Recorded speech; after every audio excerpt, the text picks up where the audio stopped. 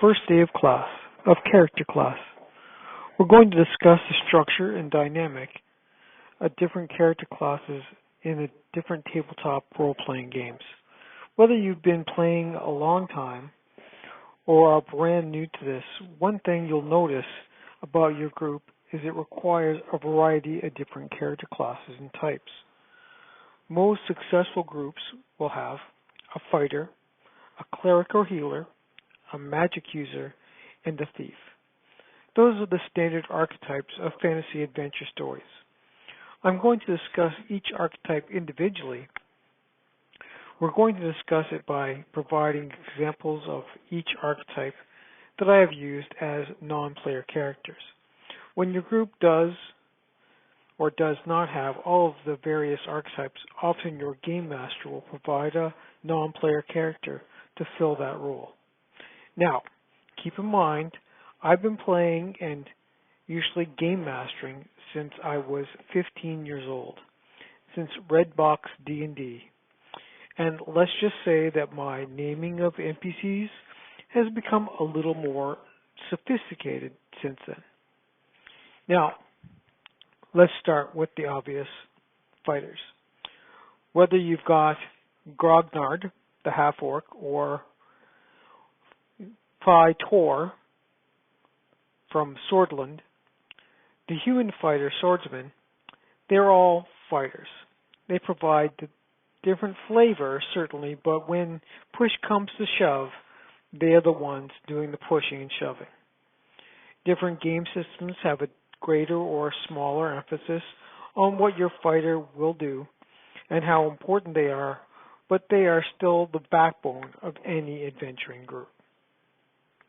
Okay, they're kind of basic, but basic doesn't have to be boring. My players, for the most part, enjoyed playing fighters, so I didn't really need too many NPC fighters, just the occasional one to add a few more hit points to a party. Most fighters rely on strength, dexterity, and constitution. Their dump stat becomes intelligence. If I'm unfamiliar with the game and their magic system, I will often play a fighter until I become more familiar with the game. But I can hear you. How do you make I hit him and I hit him again fun? Myself, I like to focus on the relationship between the fighter and the other members of the party. Is he religious or pious? Does he believe the teachings of the cleric in the party? Has he experienced a close brush with death that has made him more fanatical in his belief? For example, Phi was mostly non-religious until he was at 0 hit points and was spared. Grog, however, was always annoyingly pious. What is the relationship with the magic user? Does he trust them? Does he believe in their power and ability? For example, Phi had a serious distrust of the motives of wizards, while Grog recognized and appreciated their intelligence and would ask their advice. Thieves. When you are adventuring, you are frequently dealing with things that are quite outside the law, and you need someone who can navigate those waters.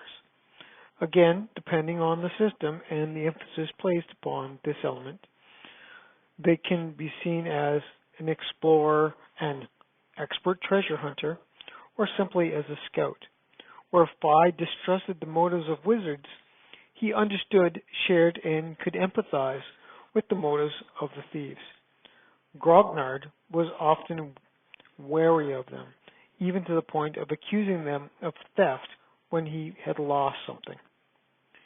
Systems. Okay, let's take a look at the use of fighters in 3 different tabletop role-playing games.